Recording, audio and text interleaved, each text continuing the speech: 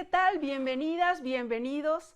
¿Qué harías si te detiene la policía y te acusan por homicidio y robo, pero tú no dominas el idioma español y prácticamente no estás entendiendo lo que pasa? Eso justamente es lo que le pasó a dos hombres que pertenecen a la comunidad indígena náhuatl en el estado de Veracruz. Durante el proceso penal en su contra, las autoridades nunca les proporcionaron el servicio de un intérprete. ¿Quieres saber cómo terminó la historia de Manuel y Lázaro? Quédate con nosotros, te vamos a contar todos los detalles. Soy Verónica González. ¡Comenzamos!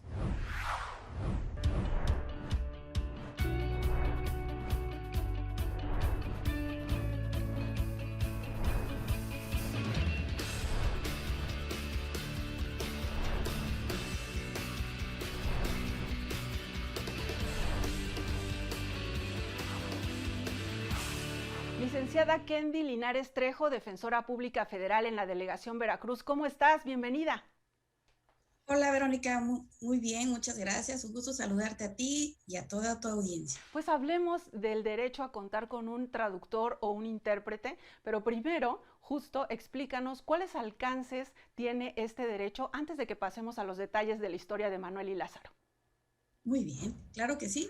Bueno, este derecho es el que tiene toda persona que se le considera indígena o que se reconoce como tal. Es el derecho que tiene a hablar a su lengua materna sin restricciones y para desarrollarse en cualquier actividad. Y en el caso jurídico tiene derecho a que en caso de que no entienda el idioma del juzgado o tribunal, se le designe un intérprete o traductor. ¿Cómo se sabe a quiénes se le debe de proporcionar este servicio? ¿Ellos tienen que decir yo pertenezco a esta comunidad, a este pueblo originario, o cómo se determina esto? Muy bien.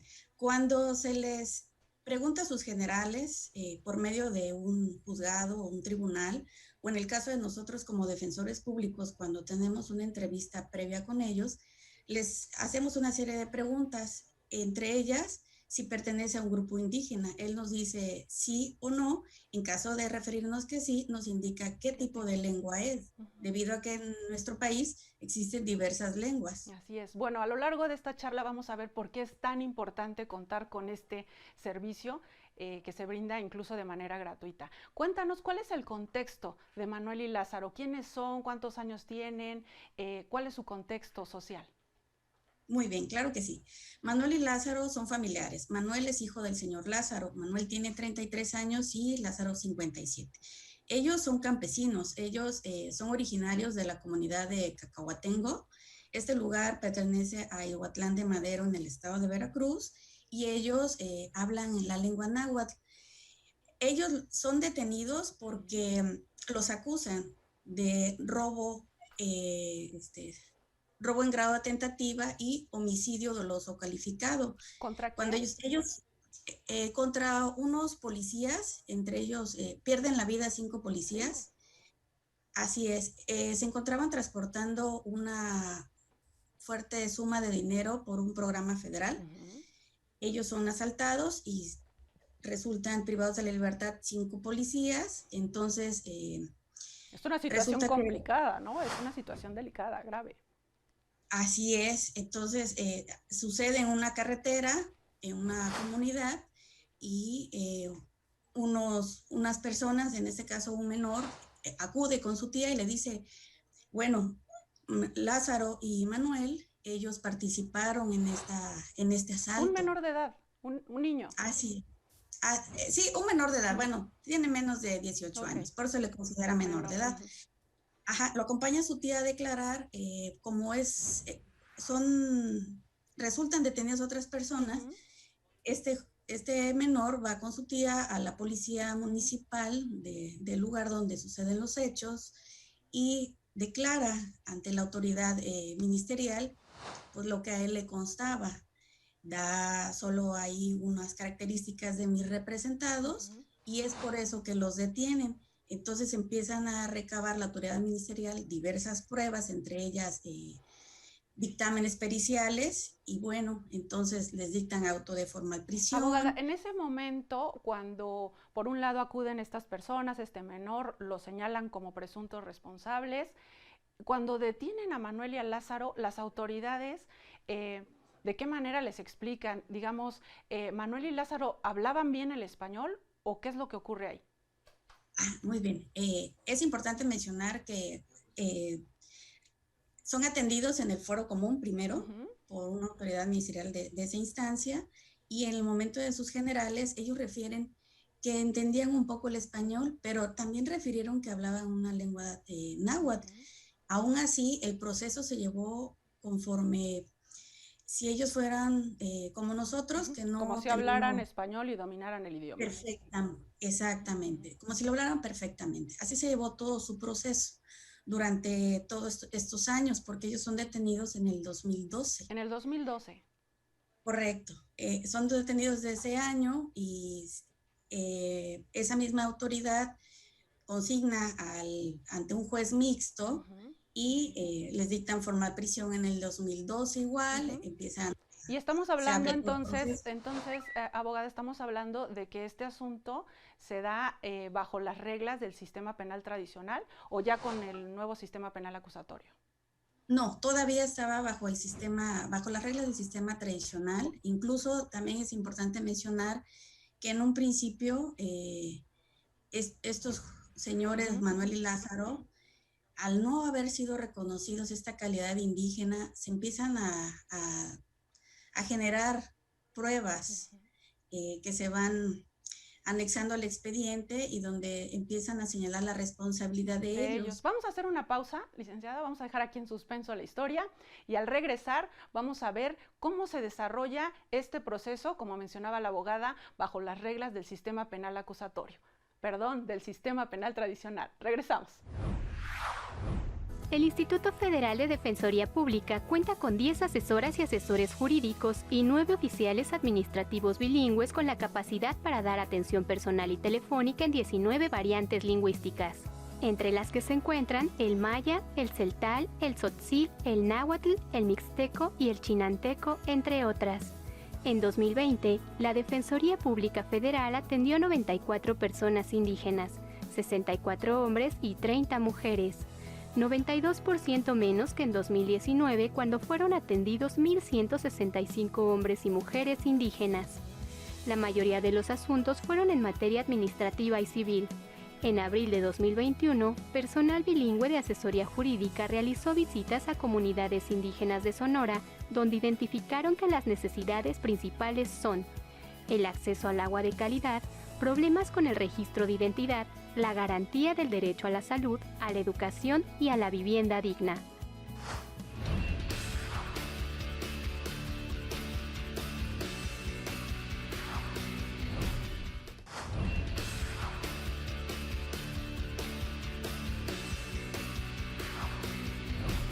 Ya estamos de regreso hablando sobre el derecho a contar con un intérprete. Nos mencionabas, abogada, del caso de Manuel y Lázaro. Los acusa un menor de haber participado en una situación muy complicada en el que hay personas que perdieron la vida, otros están lesionados. ¿De qué manera llega a tus manos el asunto? Muy bien. Bueno, es hasta el 2013 que el asunto por haber involucrado unas armas de fuego va a dar al juzgado de distrito, y entonces surge la figura del Instituto Federal de Defensoría Pública. Ahí es donde se le empieza a brindar el servicio de defensa a Manuel y Lázaro. Ellos al principio contaban con abogado particular, y al llegar hasta este momento, el 2013, es que empezamos a participar en el Instituto Federal. ¿Cómo los conociste? ¿Cómo te acercaste a ellos? Me decías que los habías ido a realizar una visita carcelaria, y es entonces cuando los conoces. Bueno, como ellos se quedaron internos en un ceferezo que está lejos de mi adscripción, por medio de apoyo a un defensor público federal más cercano a ese centro de reclusión, los visita, y ahí es donde ellos, con la serie de preguntas que se les hacen normalmente, ellos ahí refieren a hablar la lengua náhuatl, que efectivamente entendían un poco el español, pero se les explicó que tenían esa oportunidad, ese derecho de contar con un defensor o que fuera su traductor o un intérprete. Ellos acceden, están de acuerdo, y es que se empieza a gestionar este trámite. Así es, pero bueno, ya había sido dictado un autodetermino constitucional, ya se habían recabado muchas ¿Qué significa pruebas. esto de que ya se había dictado el término constitucional? ¿En qué momento iban del proceso? Muy bien, se estaban recabando todas las pruebas, el proceso se encontraba en instrucción, ya se les había dictado auto de formal prisión. De manera previa se les consideraba su probable responsabilidad, así es, en la comisión de estos delitos de homicidio doloso y robo en grado de tentativa. Entonces, ¿qué argumentos presentan ustedes para llevar su defensa? Bueno, que todas las pruebas que se recabaron durante todo este tiempo sin haberles autorizado y reconocido un traductor, un intérprete a Manuel y Lázaro, estas pruebas se debieron haber considerado ilícitas, es decir, que se debieron haber declarado nulas. ¿Qué es lo que les responde el juez en este caso? ¿Qué recurso legal interpones para hacer efectiva estos argumentos? Bueno, de primer momento, ellos se interpone el recurso de apelación contra la formal prisión, regresa confirmado, entonces bien, continuamos con la etapa probatoria y es hasta la sentencia. ¿Ya definitiva? Sentencia definitiva. ¿Cuántos años les ponen a ellos como condena, digamos? Bueno, de momento no fue una sentencia absolutoria, se dictó hasta el 11 de diciembre del 2020, la sentencia absolutoria, fue un largo proceso, incluso esa sentencia absolutoria donde ya se le reconocen estos derechos y se declaran ilícitas estas pruebas, se declaran nulas. Entonces, primero, perdóname que te interrumpa para entenderte.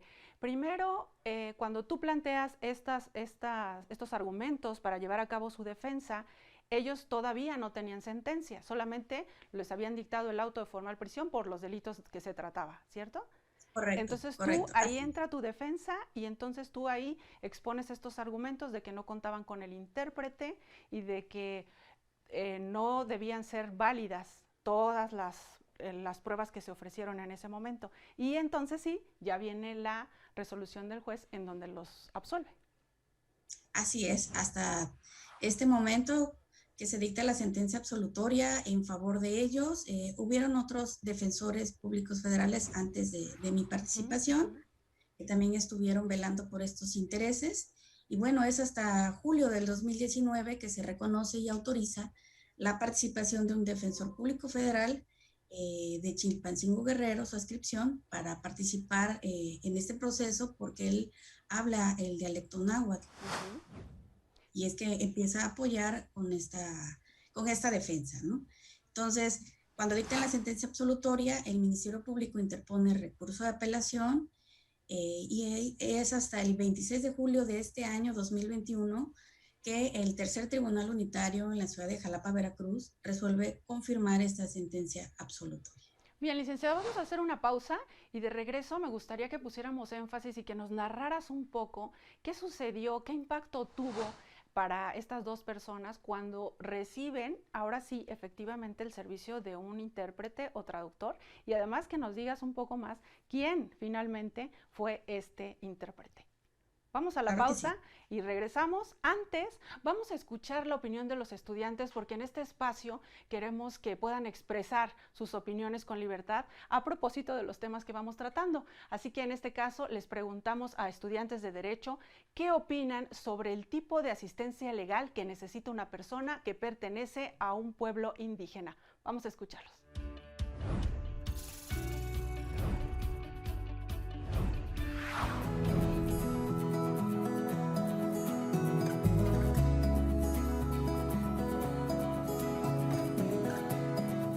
Requiere de un defensor con conocimiento en costumbres y usos indígenas de la comunidad o pueblo indígena al que pertenece el justiciable, así como un intérprete de la lengua del defendido. Esto por pertenecer a un grupo en situación de vulnerabilidad. Una persona que pertenece a un pueblo indígena que es acusada de un delito le deben de proporcionar un intérprete para que esté consciente de todos sus derechos y obligaciones en todo momento durante el proceso legal. El artículo 2 de la Constitución Política de los Estados Unidos Mexicanos señala los derechos de los pueblos indígenas. Ahí se establece claramente el derecho a tener un intérprete para cualquier situación jurídica. También la Ley General de Derechos Lingüísticos de Pueblos Indígenas fomenta la formación de dichos traductores para llevar todo este tipo de procedimientos legales de los pueblos indígenas. Como lo vemos en el contexto, se necesita un intérprete, porque de esta manera se están respetando los derechos del acusado y está al pendiente de todo lo que está pasando y de cómo defenderse si es que se puede. Al igual que en cualquier otra detención, es necesario que se expliquen los derechos al detenido. Al ser una persona de un pueblo indígena, es necesario contar con un intérprete que explique los derechos en su lengua natal. De no ser así, se contempla que no existió un correcto control de la detención, otorgando ventaja al detenido. Mucho se ha hablado de la necesidad de entender lenguas extranjeras, pero sería más provechoso si nos enfocamos en las lenguas nativas, porque protegemos e impulsamos a la población indígena. A la razón pura, podemos decir a primera vista que el primer derecho que necesita es el tener un intérprete que hable su dialecto, su lenguaje, el cual es la riqueza del ser, como bien lo expresaba Heidegger. Es la cosmovisión de su mundo, es la interpretación de su realidad y debe ser protegida en primer lugar. Y como bien lo dice el artículo 2 constitucional, todos sus usos y costumbres que derivan también de esa cosmovisión del mundo deben de ser protegidos en todo proceso legal.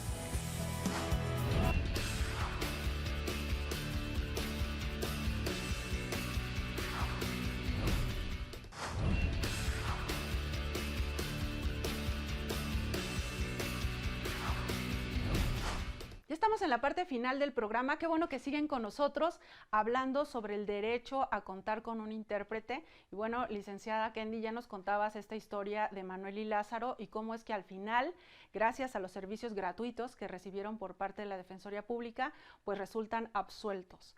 Platícanos, ¿quién fue el que les dio este servicio como intérprete o traductor? Muy bien, sí, es un compañero defensor público federal. Él se encuentra en la ciudad de Chilpancingo, Guerrero. Él habla el dialecto náhuatl y él fue quien nos apoyó para traducirles a su lengua materna, a Manuel y Lázaro, todo lo que nosotros les explicamos jurídicamente. Entonces, al entenderlos ellos en su lengua materna, ya se sintieron cómodos, entendían perfectamente todo el mensaje que les queríamos transmitir a ellos. ¿Y qué les decían? ¿Qué les decían, abogada? Porque finalmente no es lo mismo hablar otro idioma y más o menos entenderlo a cuando te hablan realmente en tu lengua materna. ¿Qué cambio hizo en ellos? Bueno, el cambio fue muy importante porque en ningún momento ellos tenían acceso a toda la información de manera completa en su lengua nativa. Pues ellos algunas cosas las entendían, otras lamentablemente no. Y sobre todo tratándose de asuntos jurídicos, legales, que aunque hablen en tu idioma, pues uno los desconoce. Así es, porque entre algunas pruebas existieron unos careos y ellos, pues, ¿cómo podían saber qué era lo que decía la persona en su contra? En ese momento ellos destacaban ya en su lengua náhuatl, en su lengua ya podían decir ellos con toda la certeza, con toda la seguridad, ¿no? Así es, no fui, yo no participé, y entonces eso fue lo que cobra realmente la importancia. ¿Qué hubiera sucedido si no se da esta visita carcelaria, los encuentran, les brindan los servicios profesionales que ustedes les brindaron? ¿Qué hubiera sucedido? ¿Estarían todavía en prisión o qué hubiera pasado? Yo creo que sí, porque gracias a que se les reconoce esta garantía constitucional, ellos tienen la oportunidad de ser reconocidos, porque cuando ellos son detenidos, pues no tuvieron acceso a todos los derechos que por sí solos son reconocidos, y Manuel y Lázaro se quedaron pues indefensos, aun cuando tuvieron un defensor particular en su proceso, pues ellos no tenían acceso a todas las pruebas, a entender realmente lo que estaba pasando con su detención. Este derecho está previsto, por supuesto, en nuestras leyes, en la Constitución, pero también en los tratados internacionales, ¿no, licenciada? Correcto, así es. Es un derecho humano, ya está reconocido de manera internacional y bueno, exactamente, hay que aplicarlo y cuando no se aplica como defensa pública, tenemos que solicitar se les reconozca. ¿Cómo vas trabajando tú de la mano pues con tu colega, tu compañero de la Defensoría Pública para realizar este caso? Él como intérprete y tú como la abogada defensora, ¿cómo se preparan? ¿Cómo los prepara el Instituto Federal de Defensoría Pública para dar un servicio de calidad? Y bueno, ahora en el nuevo sistema para dar esta defensa adecuada, ¿no? Claro que sí. Bueno, el Instituto Federal de Defensoría Pública actualmente cuenta con defensores públicos que hablan diferentes lenguas y eso ayuda a que el acceso a la justicia a personas a quienes más lo necesitan tengan esa oportunidad, como en el caso de estos dos representados que tuve y que tuvieron la oportunidad de que se les diera un giro en su defensa gracias a esta oportunidad que se les brindó. Finalmente, ¿cómo pueden acudir a estos servicios? Sabemos que, bueno, este fue por la visita carcelaria, pero cuando no, ¿cómo pueden acercarse para que les den este servicio de un traductor o intérprete? Muy bien, cualquier familiar o cualquier persona que sepa de alguna persona que ha sido detenida y que el servicio del Fuero Federal puede acercarse y referir que su familiar o que incluso él mismo ha hablado una lengua indígena.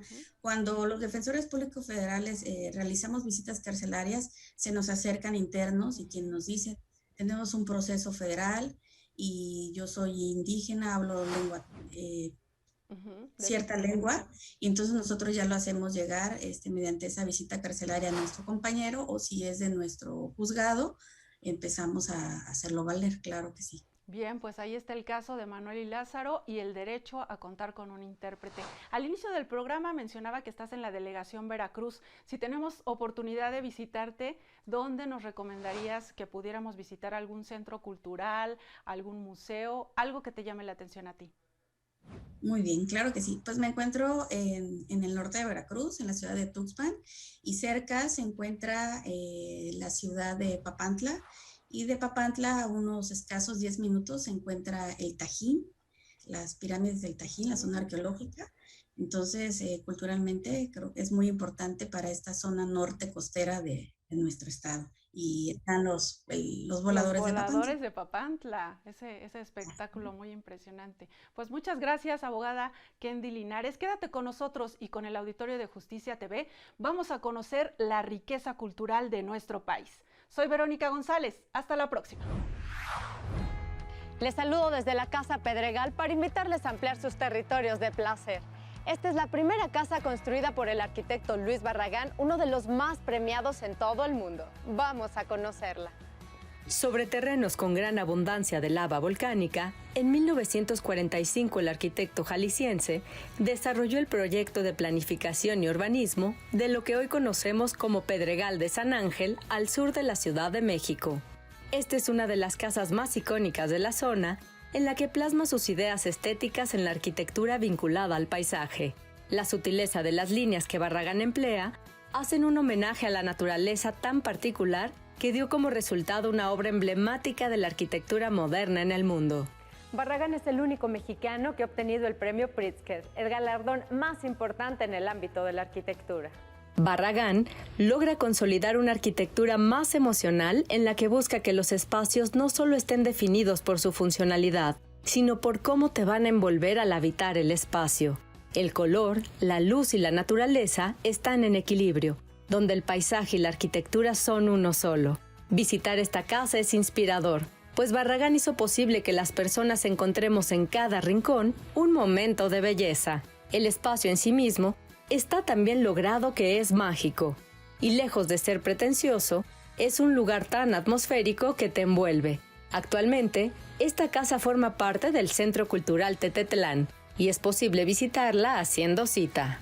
Hasta aquí nuestro recorrido por la Casa Pedregal del arquitecto Luis Barragán, un orgullo más de México.